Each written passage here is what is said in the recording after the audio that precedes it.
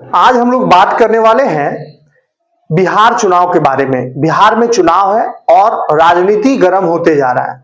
बिहार के विपक्ष के नेता तेजस्वी यादव और आरजेडी के प्रमुख नेता कहे जाते हैं तेजस्वी यादव, उन्होंने बयान दिया है कि हमारी बीवी का यानी कि तेजस्वी यादव की जो वाइफ है उनका भी वोटर लिस्ट से नाम गायब हो जाएगा। ये कहना है तेजस्वी यादव का। अब देखिए, वोटर लिस्ट पे मामला इतना गर्म है, वो समझने वाली बात है कि क्या इसमें सच्चाई है, क्या वोटर लिस्ट में सच में सरकार छेड़छाड़ कर रही है। ये राहुल गांधी का भी बयान आ रहा है, तेजस्वी यादव का भी बयान आ रहा है। क्या इसमें सच्चाई है, इसको हम लोग जानेंगे। अब समझिए, हरियाणा के चुनाव से, हरियाणा में जब चुनाव हुआ तो इसी तरह का आरोप चुनाव हारने के बाद लगना स्टार्ट हुआ। पहले लगता था ईवीएम के बारे में और ईवीएम अब छूट गया, अब आने लगा वोटर लिस्ट के बारे में।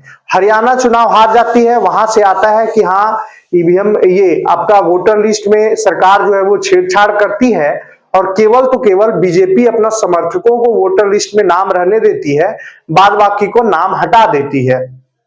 फिर महाराष्ट्र का चुनाव होता है, महाराष्ट्र के चुनाव में भी इसी तरह का आरोप लगाया जाता है चुनाव हारने के बाद, जीत पहले नहीं, हारने के बाद।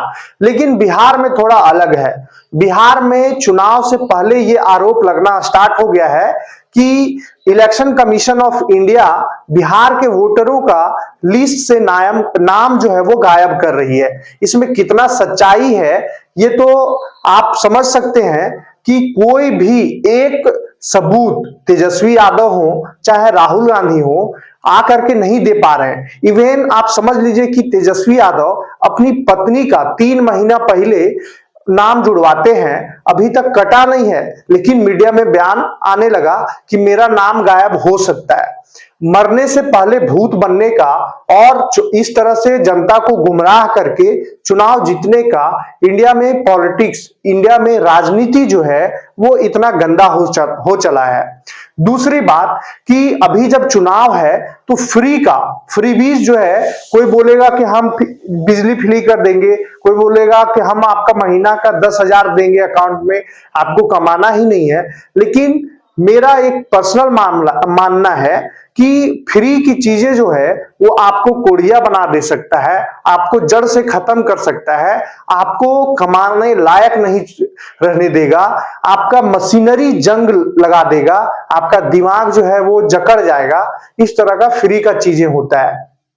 तो आपको सही कैंडिडेट चुनना है, चाहे आप जिस भी पार्टी का कैंडिडेट को चुनिए, लेकिन सही कैंडिडेट चुनिए। दूसरा कि बिहार में आप ये भी समझ सकते हैं कि तेजस्वी यादव का एक तो विपक्ष पे किस तरह का आरोप है उसको समझिए, राहुल गांधी का आरोप को समझिए। एक और नेता आ जाते हैं मनीष कश्यप। मनीष कश्यप भी इसी तरह का कुछ बयान दे रहे हैं। मनीष कश्यप का कहना है कि जब वो पार्टी में बीजेपी में थे उसी समय पवन सिंह को आसनसोल से टिकट दिया जाता है और दूसरे ही दिन काट दिया जाता है टिकट को। या फिर यूं कहें कि पवन सिंह कहते हैं कि हम आसनसोल से चुनाव नहीं लड़ेंगे और टिकट वापस कर देते हैं। उस समय मनीष कश्यप कुछ भी नहीं बोलते हैं, टिकट क्यों कटा, कौन कटवाया, कैसे कटा, ये मीडिया में कुछ भी नहीं आया। क्यों कटा आज तक वो गुमनाम है।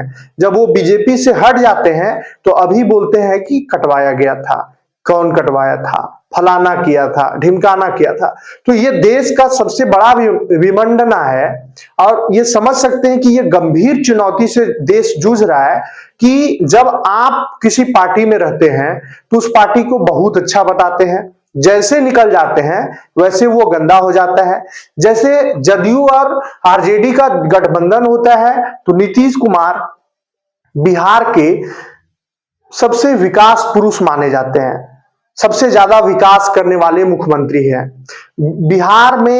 बिहार जो है वो नीतीश कुमार के संरक्षण में बहुत आगे बढ़ रहा है, ये कहना है तेजस्वी यादव का। लेकिन जैसे तेजस्वी यादव विपक्ष के नेता बनते हैं यानी कि जदयू से गठबंधन टूटता है, वैसे ही नीतीश कुमार खराब हो जाते हैं, बीमार हो जाते हैं, दिमागी संतुलन खराब हो जाता है नीतीश कुमार का।